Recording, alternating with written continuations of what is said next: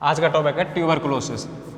Tuberculosis tuberculosis को TB के नाम से भी जाना जाता है और barometer of social welfare, barometer of social welfare के नाम से भी जाना जाता है और पुअर मैन डिसीज के नाम से भी जाना जाता है। पुअर मैन डिसीज के नाम से भी जाना जाता है और गॉन्स डिसीज के नाम से भी जाना जाता है। और किस नाम से जाना जाता है? Poor man disease, gones disease और बैरोमीटर ऑफ सोशल वेलफेयर के नाम से भी जाना जाता है। ट्यूबरकल दो वर्ड से मिलकर बना होता है। ट्यूबरकुलोसिस दो वर्ड से मिलकर बना होता है, एक तो ट्यूबरकल और ओसिस। ट्यूबरकल का मतलब होता है स्वेलिंग, ठीक है। ओसिस का मतलब होता है कंडीशन, कंडीशन, ठीक है, मतलब होता है कंडीशन। ट्यूबरकुलोसिस कॉजेटिव एजेंट कौन सा होता है? Causative agent of tuberculosis mycobacterium tuberculi, mycobacterium tuberculi, bacilli, ठीक है। माइकोबैक्टीरियम ट्यूबरकुलोसिस बैसिलाई, क्योंकि इसने रॉबर्ट कोच ने माइकोबैक्टीरियम ट्यूबरकुलोसिस की खोज की थी। किसने? रॉबर्ट कोच ने ट्यूबरकुलोसिस माइकोबैक्टीरियम ट्यूबरकुलोसिस बैसिलाई की खोज की थी। किसने? रॉबर्ट कोच ने। इसको फादर्स ऑफ सोशियोलॉजी भी, फादर्स ऑफ बैक्टीरियोलॉजी भी कहा जाता है। रॉबर्ट कोच को क्या कहा जाता है? Fathers of bacteriology, fathers of bacteriology भी कहा जाता है, ठीक है। माइकोबैक्टीरियम ट्यूबरकुलोसिस बैसिलस की खोज किसने की थी? रॉबर्ट कोच ने, इसलिए इसको फादर्स ऑफ बैक्टीरियोलॉजी भी कहा जाता है, ठीक है। इसके बाद आते हैं इसके रिस्क फैक्टर। रिस्क फैक्टर में क्या आता है? सबसे पहले स्मोकिंग। स्मोकिंग ये क्या होता है? Most common risk factor of tuberculosis. किसका? टीबी का मोस्ट कॉमन रिस्क फैक्टर होता है स्मोकिंग, ठीक है। इसके बाद आती है माल न्यूट्रिशन। इसकी वजह से क्या होते हैं? पुअर मैन एरिया में, जैसे स्लम्स एरिया जिसे बोलते हैं, स्लम्स एरिया गरीब वाले परिवार, उसमें क्या रहते हैं? माल नरिश बेबी हो जाते हैं। उसमें क्या होती है? पुअर मैन डिसीज सबसे ज़्यादा पाई जाती है, इसलिए इसको क्या बोलते हैं? पुअर मैन डिसीज भी बोलते हैं। और बैरोमीटर ऑफ सोशल वेलफेयर भी कहा जाता है। और क्या कहते हैं? इन्फेक्शन।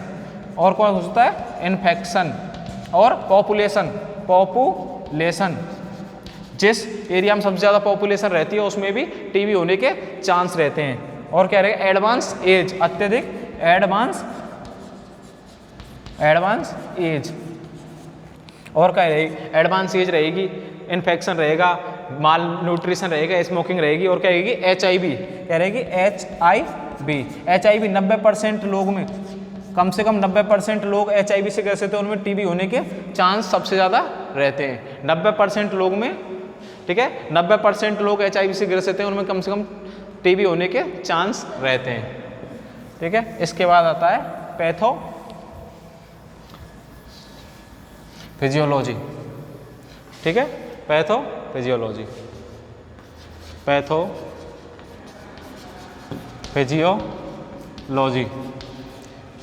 क्या रहती है? Due to aetiological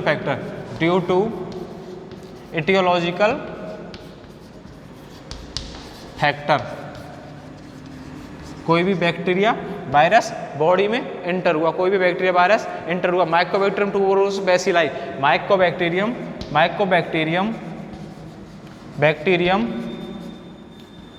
tuberculosis bacilli enter in alveoli, Mycobacterium tuberculosis alveoli में एंटर हो गया। Mostly risk of upper lobe, इससे क्या होते हैं? मोस्टली सबसे ज्यादा क्या होगा? Mostly risk of upper lobe of alveoli, सबसे ज्यादा चांस टीबी होने के इसमें रहते हैं अपर लोब में या अपर एल्वियोलाई में सबसे ज्यादा चांस रहते हैं। इसके बाद क्या हो गए? क्या होगा, जैसे ही बॉडी में क्या होगा, माइकोबैक्टीरियम ट्यूबरकुलोसिस एंटर हुआ, कहाँ पे, एल्वेओलाई में माइकोबैक्टीरियम ट्यूबरकुलोसिस होगा, तो क्या होगा, न्यूट्रोफिल्स और मोनोसाइट्स क्या करती हैं, भक्षण का कार्य करती हैं, वो क्या होगी, माइकोबैक्टीरियम ट्यूबरकुलोसिस को क्या कर लेंगी, कलेक्ट, उसका क्या कर लेंगी, घेरा, डिपोजिशन हो जाएगा, ठीक है, गोट अराउंड, क्या हो जाएगी, got around of mycobacterium tuberculosis, mycobacterium tuberculosis को क्या कर लेंगी, अराउंड, और उसके बाद क्या होगा, फैगोसाइटोसिस की प्रोसेस स्टार्ट हो जाएगी, क्या होगी, फैगोसाइटोसिस,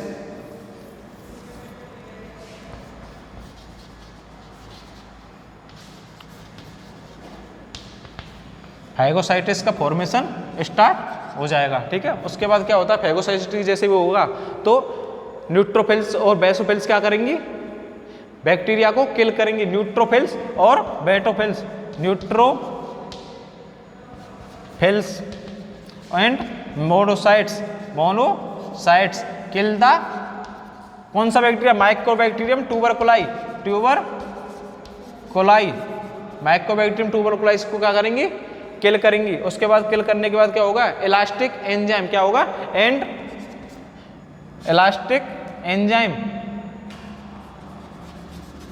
एंजाइम क्या करेगा, इलास्टिक एंजाइम, इलास्टिक एंजाइम क्या करता है, रिलीज, क्या करता है, elastic protein, elastic enzyme, elastic enzyme release of elastic protein,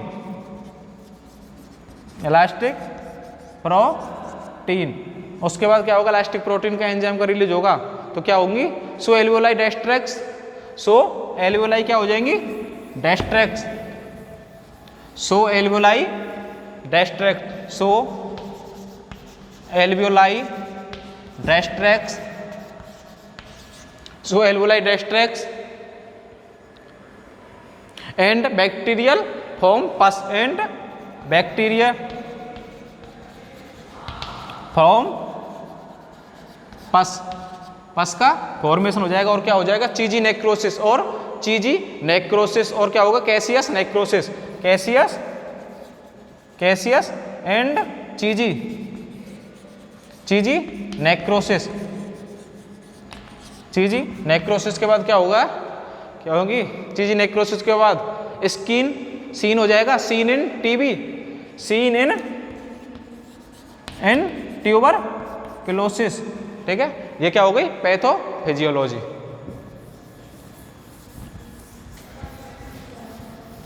इसके बाद क्या आता है, पैथोफिजियोलॉजी के बाद sign and symptoms,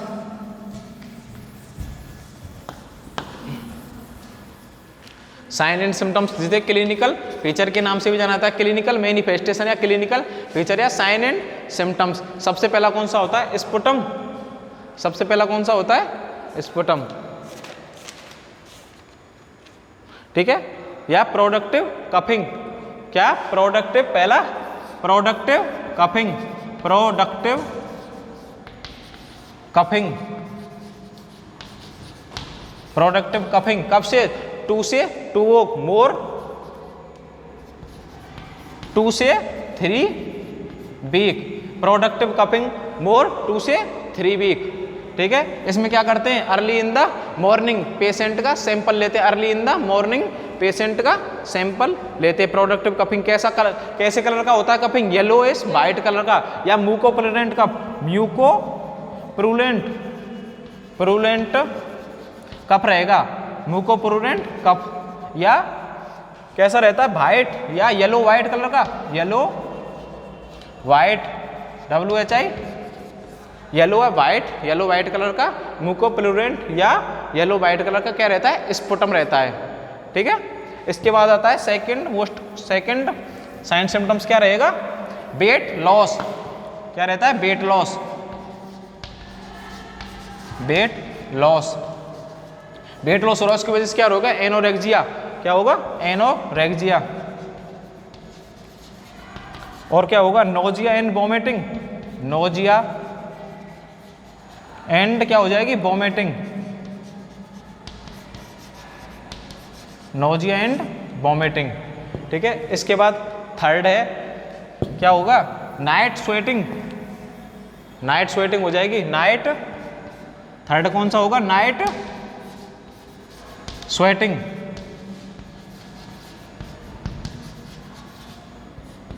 night sweating, इसमें क्या होता है? Seen also hot flush, seen also hot flush.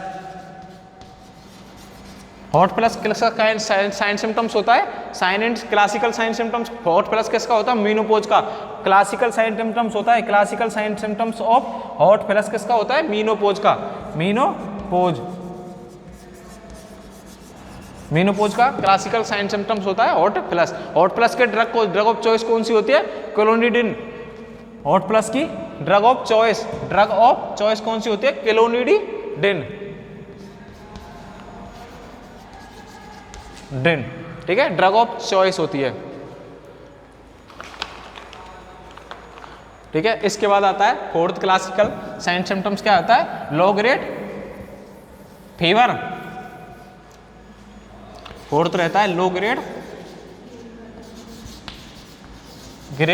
Fever. Low grade fever क्या होता है? दोपहर के बाद फीवर आना। क्या होता है? मॉर्निंग एंड आफ्टरनून में फीवर नहीं होता है। क्या होता है? दोपहर के बाद या आफ्टरनून बाद, मॉर्निंग या आफ्टरनून के बाद, मॉर्निंग एंड आफ्टरनून के बाद फीवर आता है। इसको क्या बोलते हैं? लो ग्रेड, ठीक है, आफ्टरनून फीवर। ठीक है, low grade afternoon fever, afternoon fever. इसके बाद साइन सिम्टम्स क्या आते हैं? ट्रैकीकार्डिया। क्या होगा? Tachycardia, tachycardia. और साइन सिम्टम्स क्या होगा? ट्रैकीकार्डिया हो जाएगा, फटीग होगा, एनोरेक्सिया होगा, फटीग होगा, और एनोरेक्सिया और लॉस ऑफ वेट हो रहा है वेट। और क्या होगा? साइनोसिस। साइनोसिस क्या होता है? Blue discolouration of skin, blue discolouration of skin, या हीमोप्टेसिस। क्या होता है? हीमोप्टेसिस। हीमोप्टेसिस क्या होता है? कफ के साथ साथ ब्लड आना, cough in blood, cough in blood. Blood क्यों आएगा? क्योंकि अगर कोई भी ब्रोंकियल आर्टरी या कैपिलरीज में कोई भी रप्चर हो जाएगा, कोई भी कैपिलरीज में या ब्रोंकियल कैपिलरीज में कोई भी रप्चर हो जाएगा, कैपिलरी में अगर कोई भी रप्चर हो जाता है तो उसकी वजह से क्या होगा? कफ इन ब्लड, ब्लड में क्या आ जाएगा? कफ। ठीक है, साइन सिम्टम्स आए समझ में। इसके बाद आता है diagnostic evaluation. Sign symptoms, diagnostic एवाल्युएशन।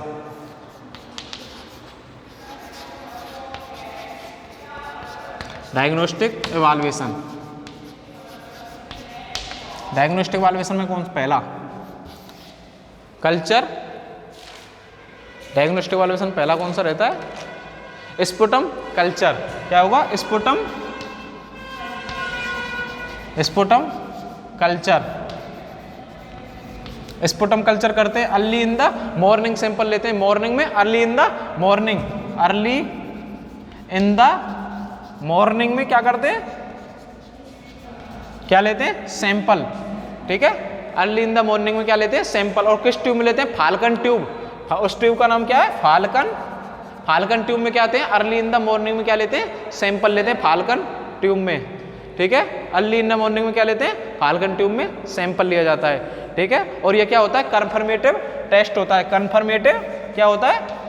Confirmative test होता है। कन्फर्मेटिव टेस्ट होता है। ठीक है, टीबी का क्या होता है? कन्फर्मेटिव टेस्ट होता है। Sputum culture early in the morning sample लिया जाता है, और किस टाइम लिया जाता है? फाल्कन ट्यूब में। और उसके बाद सैंपल लेने के बाद इसको क्या भेज दिया जाता है? पैथोलॉजी डिपार्टमेंट में इसको भेज दिया जाता है। पैथोलॉजी डिपार्टमेंट में भेज दिया जाता है। पहले वो चलते थे रिवाइज, एक होता था नेशनल ट्यूबरकुलोसिस कंट्रोल प्रोग्राम 1962 के अकॉर्डिंग नेशनल ट्यूबरकुलोसिस प्रोग्राम। इसमें क्या करता था? पहले 3 सैंपल लिए जाते थे, 3 सैंपल लिए जाते थे। उसके बाद इसको रिवाइज किया गया था। Revise revise national tuberculosis control programme, उसको 1993 में रिवाइज किया गया। तो उसके बाद में क्या बोला था, 2 सैंपल क्या लेने, 2 सैंपल की जांच करने के बाद क्या हो जाती थी, टीबी कंफर्म हो जाती थी। ठीक है, और टेस्ट करने के लिए किसका यूज किया था, जेड एन स्टेनिंग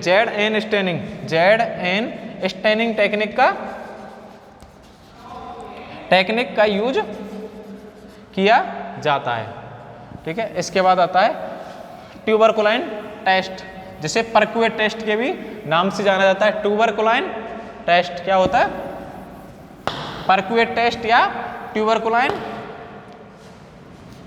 कौन सा होता है, परक्यूएट टेस्ट या ट्यूबरकुलाइन टेस्ट, जिसे मेंटन टेस्ट के नाम से भी जाना जाता है। मेंटन टेस्ट या परक्यूएट टेस्ट या कोई भी ट्यूबरकुलाइन टेस्ट। ठीक है, इसमें क्या करते हैं, पीपीडी एक वो आते पीपीडी, इसमें पीपीडी क्या करते थे, 0.1 ml इंट्राडर्मली रूट से इंसर्ट करा देते थे। इंट्राडर्मली रूट से इंसर्ट किया जाता था, किसको, पीपीडी को इंसर्ट किया जाता 0.1 ml, 0.1 ml किससे, इंट्राडर्मली रूट से, किसमें, 4 आर्म में इंसर्ट किया जाता था, किसमें, 4 आर्म में क्या किया जाता था, इंसर्ट किया जाता था। और क्या करते थे, रिजल्ट चेक करते थे। इसको पीपीडी को ब्लू लाइन से क्या करते थे, अंडरलाइन किया करते थे। जैसे पीपीडी इंसर्ट की, ठीक है, उसको क्या कर दिया, ब्लू लाइन से अंडरलाइन कर दिया। अगर ये ब्लू लाइन अंडरलाइन किया तो क्या बोलते हैं, और अंडरलाइन करने के बाद 48 से 72 आवर के अंदर इसको चेक किया जाता था, अगर ये टेस्ट पॉजिटिव है या नेगेटिव है। पॉजिटिव और नेगेटिव का टेस्ट का पता करने के लिए देखते हैं, अगर ये पहला if wheel more than 10 mm या 10 mm, अगर ये 10 mm से ज़्यादा है तो इसको क्या बोलते थे, पॉजिटिव टेस्ट।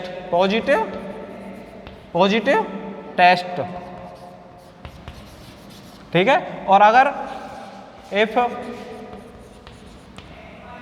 व्हील 5 से 9 mm तो इसको क्या करते हैं, रिवाइज किया जाता था। टेस्ट को क्या किया जाता, रिवाइज किया जाता था। यह क्या होता था, कन्फर्मेटिव नहीं होता था, सस्पेक्टेड होता था। किसको, सस्पेक्टेड टेस्ट होता था, इसको रिवाइज किया जाता था। अगर रिवाइज नहीं कर रहे हैं तो क्या करते थे, रिवाइज नहीं कर रहे हैं तो स्पुटम कल्चर करेंगे या फिर एक्सरा करेंगे। अगर रिवाइज नहीं कर रहे हैं तो क्या करेंगे, स्पुटम कल्चर या एक्सरा करते थे। ठीक है, इसके बाद आता था थर्ड, यह था इफ व्हील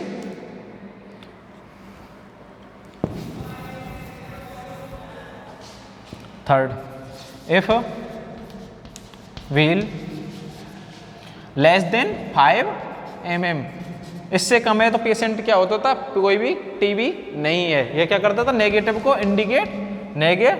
को क्या करता था, इंडिकेट करता था, कोई भी पेशेंट को टीबी नहीं है। अगर पेशेंट का 10 mm और अगर पेशेंट HIV का पेशेंट है और 10 और 5 mm से अधिक आ रहा है या कम आ रहा है तो 5 mm को भी क्या बोलते थे, ये टीबी का पेशेंट है। ठीक है, उसके बाद क्या होता है, एक टेस्ट होता है PCR टेस्ट। कौन सा, PCR test, polymerase chain reaction, PCR test. और कौन सा टेस्ट करते थे इसके बाद, PCR कर लिया, पॉलीमरेज चेन रिएक्शन, और एक्सरा। ठीक है, एक्सरा करते थे। स्टैंडर्ड टीबी गोल्ड टेस्ट करते थे, स्टैंडर्ड टीबी गोल्ड टेस्ट। ठीक है, ये बहुत महंगा टेस्ट होता है, स्टैंडर्ड टीबी गोल्ड टेस्ट सबसे ज़्यादा महंगा होता है। ठीक है, PCR test, polymerase chain reaction, और क्या करते थे, एक्सरा। एक्सरे की खोज किसने की थी, रोंटजेनिक वेब ने एक्सरे की खोज की थी, इसलिए इसको एक्सरे को रोंटजेनिक वेब के नाम से भी जाना जाता है। रोंटजेनिक ने इसकी खोज की थी, एक्सरे की खोज किसने की थी, रोंटजेनिक ने, इसलिए एक्सरे को रोंटजेनिक वेब के नाम से भी जाना जाता है। ठीक है, इसके बाद आता है मैनेजमेंट। आया डायग्नोस्टिक इवैल्यूएशन। डायग्नोस्टिक में सबसे पहले क्या कर रहे हैं, स्पुटम कल्चर कर रहे हैं, उसके बाद क्या कर रहे हैं, मेंटो टेस्ट या परक्यूएट टेस्ट, उसके बाद पीसीआर टेस्ट करते हैं, पॉलीमरेज चेन रिएक्शन, उसके बाद क्या करते हैं, स्टैंडर्ड टीबी गोल्ड टेस्ट कर रहे हैं, उसके बाद क्या करते हैं, एक्सरा करते हैं। ठीक है, उसके बाद आता है मैनेजमेंट। मैनेजमेंट में क्या होता है, सबसे पहले वैक्सीनेशन, मैनेजमेंट वैक्सीनेशन में कौन सी वैक्सीन लगा देते हैं, बीसीजी की वैक्सीन। टीबी से प्रिवेंट करने के लिए कौन सी वैक्सीन लगाते हैं, बीसीजी की वैक्सीन। टीबी से प्रिवेंट करने के लिए कौन सी वैक्सीन लगाते हैं, बीसीजी की वैक्सीन। बीसीजी की फुल फॉर्म क्या होती है, बैसिलस कालमेट ग्यूरिन। बीसीजी की फुल फॉर्म क्या होती है, बैसिलस कालमेट ग्यूरिन। ठीक है, और इसकी डोज रहती है 0.05 ml। बीसीजी की वैक्सीन लगाने की 0.05 ml। रूट क्या रहेगा, 0.05 ml, और रूट क्या रहता है, और उसकी बीसीजी की खोज किस बैक्टीरिया बुस्ट की थी, माइकोबैक्टीरियम बोवेस नामक एक ऑप्टेन से की थी। माइकोबैक्टीरियम बोवेस एक स्ट्रेन था, उसकी वजह से इसको ऑप्टेन किया गया था। बीसीजी वैक्सीन को माइकोबैक्टीरियम बोवेस से क्या किया था, स्ट्रेन किया गया था। ठीक है, और इसकी बीसीजी की खोज किसने की थी, कालमेट ग्यूरिन, एक साइंटिस्ट था कालमेट ग्यूरिन, उसने क्या की थी, बीसीजी की वैक्सीन की खोज की थी। फर्स्ट वैक्सीन बच्चे का जैसे ही जन्म होता है, सबसे पहले कौन सी वैक्सीन लगाई जाती है, बीसीजी की वैक्सीन। ये क्या करती है, टीबी से प्रिवेंट करती है। सबसे पहले जैसे ही बच्चे का जन्म होता है, सबसे पहले पेशेंट को क्या लगाते हैं, टीबी की वैक्सीन लगाते हैं। कितनी डोज, 0.05 ml बच्चे को क्या लगाते हैं, डोज लगाते हैं। और रूट कौन सा रहेगा, रूट कौन सा रहता है, जल्दी बताओ, इंट्राडर्मली रहता है ना। इंट्राडर्मली एंगल कितना रहता है, 15 डिग्री का एंगल रहता है, 15 डिग्री का एंगल, और बेस्ट का रहती है। बीसीजी की वैक्सीन लगाते हैं, इसको एनएस में, किसमें, नॉर्मल सलाइन में डाइल्यूट किया जाता है। बीसीजी की वैक्सीन कैसी होती है, पाउडर फॉर्म में होती है। बीसीजी की वैक्सीन कैसी रहती है, पाउडर फॉर्म में होती है। इसको पाउडर फॉर्म में किसमें, फ्रीज ड्राइव्ड वैक्सीन होती है। 0 डिग्री के सेंटीग्रेड में फ्रीज में रखते थे, 0 डिग्री सेंटीग्रेड पर इसको रखते थे। उसके बाद क्या करते थे, एनएस में, नॉर्मल सलाइन में इसको डिजोल्व किया जाता है। किसमें, नॉर्मल सलाइन में इसको डिजोल्व किया जाता है। अगर डिजोल्व करने के बाद इस वैक्सीन को किसमें रखते हैं, 2 से 8 डिग्री सेंटीग्रेड पे, 2 से 8 डिग्री सेंटीग्रेड में। बीसीजी वैक्सीन को पहले पाउडर फॉर्म होती थी, उसको कितने डिग्री सेंटीग्रेड पर रखते थे, 0 डिग्री सेंटीग्रेड फ्रीज में, और इसको बाद डिजोल्व करने के बाद नॉर्मल सलाइन में इसको डिजोल्व किया जाता है। स्टेरिल वाटर में कोई भी डिजोल्व नहीं किया जाता, क्योंकि इंजेक्शन साइट पे ये इरिटेट कर सकता है, इसलिए इसको किसमें, नॉर्मल सलाइन में डिजोल्व किया जाता है। और डिजोल्व करने के बाद 2 से 8 डिग्री सेंटीग्रेड पे स्टोर किया जाता है। किसमें, रेफ्रिजरेटर में इसको स्टोर किया जाता है 2 से 8 डिग्री सेंटीग्रेड पे। ठीक है, अगर कोई भी पेशेंट को 0.5 ml एट बर्थ पे लगाते हैं, और ये एनएस नॉर्मल सलाइन में किया जाता है। और बेस्ट क्या रहेगा, 4 आवर तक इसको लगा के खत्म करना है। 4 आवर तक डिजोल्व करने के बाद कितनी देर तक रखते हैं इसको, 4 आवर के बाद, डिजोल्व करने के बाद 4 आवर के बाद खत्म कर देते हैं।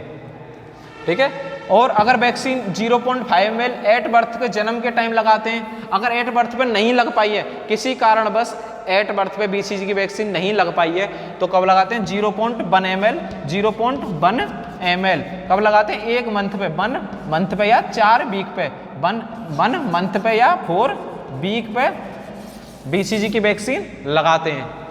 ठीक है, इसके बाद आता है मैनेजमेंट, जिसे फार्माकोलॉजिकल मैनेजमेंट बोलते हैं। कौन सा मैनेजमेंट, फार्माकोलॉजिकल मैनेजमेंट। वैक्सीनेशन कौन सी लगाते हैं, बीसीजी की वैक्सीन लगाते हैं, बीसीजी की वैक्सीनेशन करते हैं। बीसीजी वैक्सीन किससे प्रिवेंट करती है, ट्यूबरकुलोसिस से। एट बर्थ पे लगाई जाती है 0.05 ml, एट बर्थ पे कितनी, 0.05 ml एट बर्थ पे लगाई जाती है। अगर किसी कारण बस 0.05 ml नहीं लग पाई है, तो 0.1 ml 1 मंथ पे लगाई जाती है। उसके बाद आता है फार्माकोलॉजिकल मैनेजमेंट। फार्माकोलॉजिकल मैनेजमेंट 2 प्रकार से दिया जाता है। एक तो फर्स्ट कैटेगरी से दिया जाता है। फर्स्ट कैटेगरी में कौन सी दी जाती है, आइसोनियाजेड ड्रग दी जाती है। कौन सी, आइसोनियाजेड। फर्स्ट डिग्री में कौन सी, आइसोनियाजेड।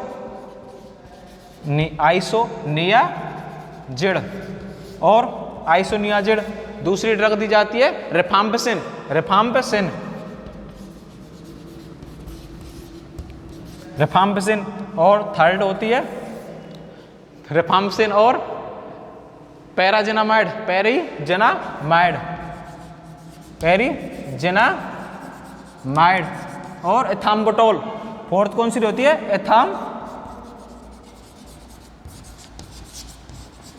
एथाम्बुटोल। फिफ्थ रहती है कौन सी? स्ट्रेप्टोमाइसिन। कौन सी रहती है? स्ट्रेप्टोमाइसिन, स्ट्रेप्टोमाइसिन, ठीक है, स्ट्रेप्टोमाइसिन। और पहली कौन सी होती है? आइसोनियाजेड, रिफाम्पिसिन, पैराजिनामाइड और एथाम्बुटोल और स्ट्रेप्टोमाइसिन। फर्स्ट कैटेगरी में लगाएंगी। और सेकंड, इसके बाद आती है सेकंड। फर्स्ट कैटेगरी में कौन सी आती है? आइसोनियाजेड, रिफाम्पिसिन, पैराजिनामाइड और एथाम्बुटोल और स्ट्रेप्टोमाइसिन। फर्स्ट कैटेगरी में कौन सी आती है? आइसोनियाजेड, रिफाम्पिसिन, पैराजिनामाइड, एथाम्बुटोल और स्ट्रेप्टोमाइसिन, ठीक है। इसके बाद आती है सेकंड कैटेगरी। सेकंड कैटेगरी में, सेकंड कैटेगरी,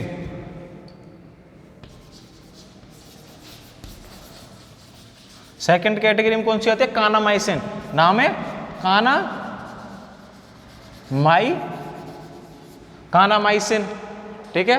और कौन सी आएगी? Gentamicin, kanamycin. दूसरी है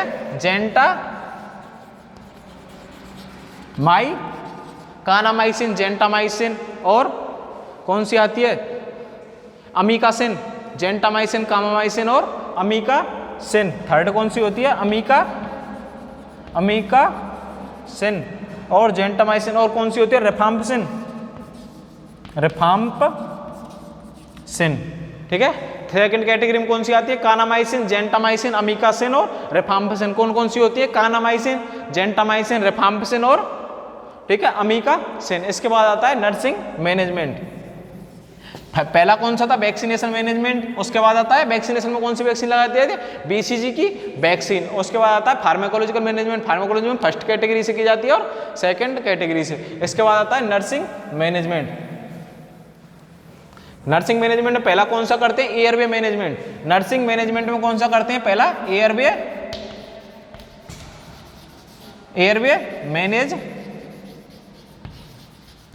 मैनेजमेंट करेंगे। और क्या करते हैं? एयरवे मैनेजमेंट करते हैं पहला। और क्या करते हैं? यूटेंसिल्स को पेशेंट के क्या करते हैं? यूटेंसिल्स को यूज किया जाता है। पेशेंट के यूटेंसिल्स को यूज नहीं किया जाता है। पेशेंट के यूटेंसिल्स, पेशेंट के क्या करते हैं? पेशेंट के यूटेंसिल्स, यूटेंसिल्स क्या होते हैं? खाना पीना, पेशेंट का खाना या कोई भी क्लॉथ, फूड पार्टिकल्स या कोई भी क्लॉथ को नहीं पहनते हैं और ना कोई भी टीबी के पेशेंट के साथ खाना खाते हैं। यूटेंसिल्स का यूज नहीं किया जाता है। उसके बाद थर्ड मैनेजमेंट क्या होता है? Dietary management.